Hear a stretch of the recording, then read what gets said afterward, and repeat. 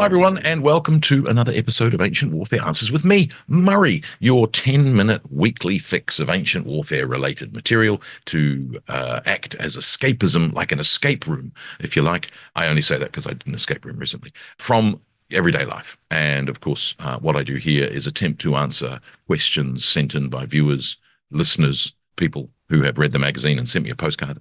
This one I'll get to in a second. And, of course, you can ask us a question, send us an email, send us a postcard. You can back us on Patreon, one of three levels, Legionary, Optio, and Centurion. Now, this is the second question from Gus's postcard. Thank you, Gus. About to go on the wall in a second after I've read it. Classical Greece.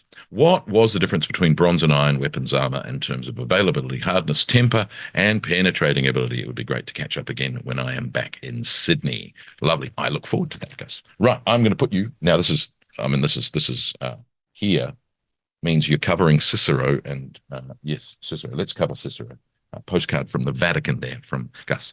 Now, it's really fascinating that we talk about the Bronze Age and the Iron Age, because, of course, the Bronze Age, depending on where you are in the world, is 4th millennium BC to end of the 1st millennium BC, basically. End of the 2nd millennium BC, so around 1000 BC and 900 BC. Other parts of Europe and Central Asia, for instance, people like to talk about the Bronze Age lasting until about 300 BC. So it's different in different areas. Now, throughout the Bronze Age, there is iron. So it's not that there is no iron. Iron is far more common in the world than bronze, of course, which is a composite of both copper and tin. Percentage of tin is somewhere between 4 and 10, and tin is a much harder and much rarer metal to find in Europe especially, and of course to extract. Now, one of my bugbears in the modern scholarship is the word copper alloy. And as my brother pointed out, my brother's a metallurgist, by the way, if it's not brass, now, of course, brass is copper and zinc, then it's bronze. And so if it's copper and tin and some other metals get in there, it's still bronze. So copper alloy is a very modern buzzword. It's wrong. It's bronze. Sorry. It's a copper alloy. Yes, it's bronze. Is it brass? No, it's not brass. It's bronze. Right, rant over. Now, and then in the Iron Age, which succeeds the Bronze Age, bronze is everywhere. So, we talk about men in bronze. We talk about, the bronze brazen warriors of Greece from most of this period. Bronze remains a common weapon and armor metal throughout the Roman Empire into the Byzantine Empire. All parts of the Iron Age. So that sort of idea of bronze and iron and the ages we've named after them are not really based on the metal themselves. Now, the issue, of course, is that copper melts at a lower temperature than iron, and smelting iron is more difficult. Creation of steel, which is adding carbon to iron, which, again, there's some long history of making steel going back into the Bronze Age and even before. So the interesting thing there is, of course, that getting high quality iron that can be used is something that takes time. And that's what leads to the idea of the Iron Age as opposed to the Bronze Age, that the technology involved in iron smelting is developed enough to rename an age. Of course, again, no one called it that at the time. So you've got this idea of, well, okay, why do we have the two? Why do they continue to be used? If we've changed ages, why are we still using bronze? And they have different qualities. I'm going to need to refer back to your postcard. So question says availability, hardness, temper, and penetrating ability. Okay. So as I said, the idea is that bronze is, despite the difficulty of finding tin, you don't need a lot of tin to make bronze, but, finding that percentage must have taken years, centuries, decades of experiment to know.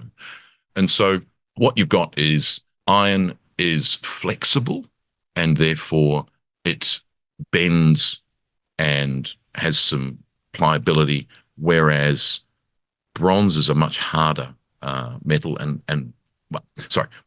During the Bronze Age, and even during the iron, bronze is a harder metal, but it's brittle.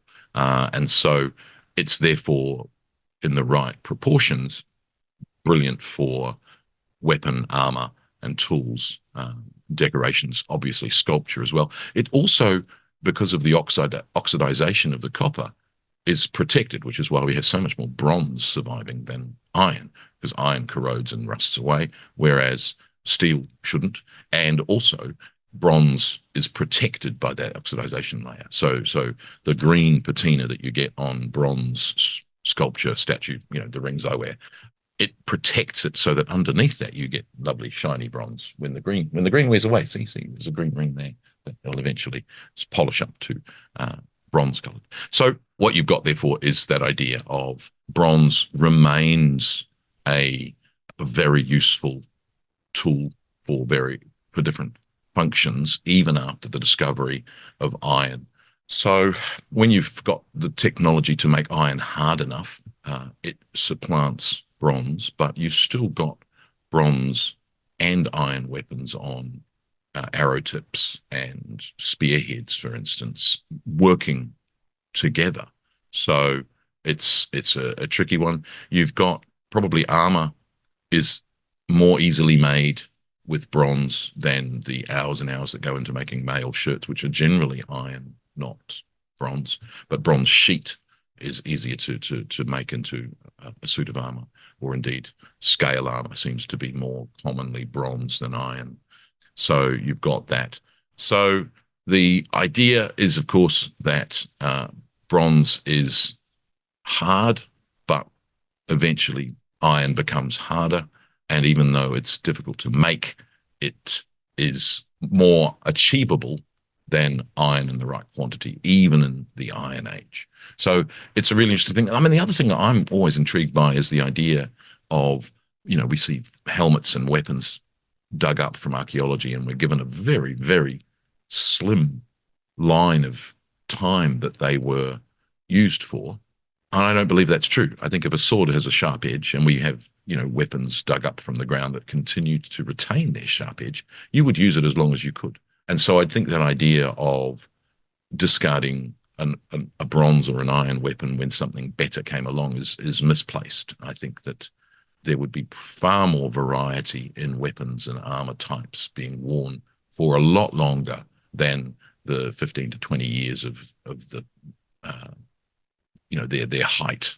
I think you're going to find those sorts of helmets being worn for a lot longer, and armor and weapons used for as long as they're useful. They can, of course, iron can be resharpened, whereas bronze, it's more difficult.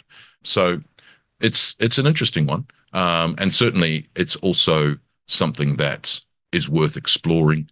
Obviously not something many of us have a lot of experience with, and it's tricky. It's a tricky one. But it's one of those complicated ones where we talk about ages, and actually they're false, because the Bronze Age contained iron and the Iron Age contained bronze. But there you have it. And I know I'm no expert, so before you massacre me in the comments, spare a thought. Okay, thank you, Gus, for your postcard and your questions. I look forward to seeing you in Sydney, and I'm going to put you in front of Cicero now. And join me again for another episode of Ancient Warfare Answers. Thanks. Bye.